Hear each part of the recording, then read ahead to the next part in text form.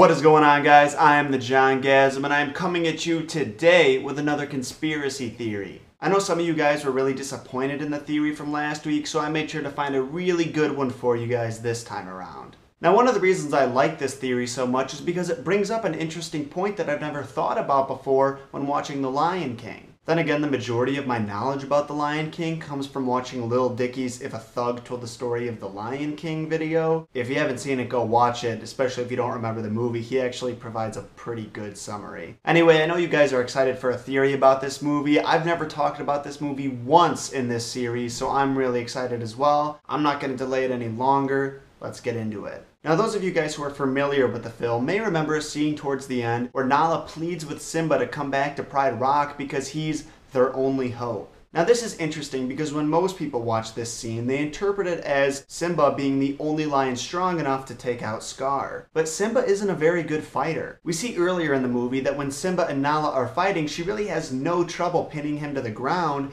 and we see at the end of the film that Simba is almost killed by his older, weaker uncle. Now, the reason for his lack of fighting skills probably comes from him being raised by Timon and Pumbaa and never being taught how to hunt or fight. Because of this, we can sort of infer that there are probably a decent number of strong, skilled lionesses that can fight in place of Simba. Not only in place of him, but be even more useful than Simba. But if this is the case, why didn't the Lion Rebellion start before Simba got back? Because there are lionesses like Nala who are strong enough to take out Scar and the hyenas. Now, why would this have to wait to happen until Simba returned? What powerful trait did he bring into the fray that galvanized all of these lionesses into action to overthrow Scar? Now, before you say anything, the lionesses did have organizational capabilities that didn't require Simba's intervention. For example, they were able to organize hunting parties together. We can see that they really didn't need Simba to fight, and they didn't need him to bring them all together. So back to the original question, why did the lionesses have to wait for Simba to get back? He really brought nothing to the table. This is where the theory comes into play. Maybe the reason they had to wait for Simba is because if they disposed of Scar early on, there would be no male lions left at Pride Rock, and they wouldn't be able to reproduce and keep the tribe going.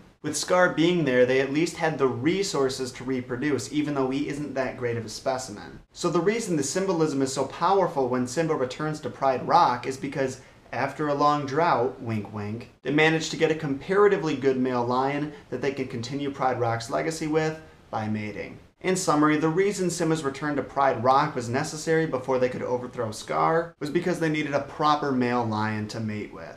And that, you guys, is the Lion King theory. Thank you so much for watching. I hope you guys enjoyed this one a little bit more than last week's. I really thought it was pretty cool. Make sure to let me know what you thought by hitting that rate button with a big fat thumbs up, and preferably not a thumbs down. Also, you can leave your comments in the comment section. The link to the original theory can be found in the description box, as well as the links to all of my social media accounts. That's Instagram, Twitter, and Facebook. You can also hit that subscribe button if you want to be notified every time I upload another video. But if you are going to do me one favor, please hit that share button down below to help me share this theory with other people who might enjoy it. As always, though, you really don't have to do any of that at all. I'm just happy that you stopped by, watched the video, and saw my face. Thank you guys so much for stopping by, and stay fresh.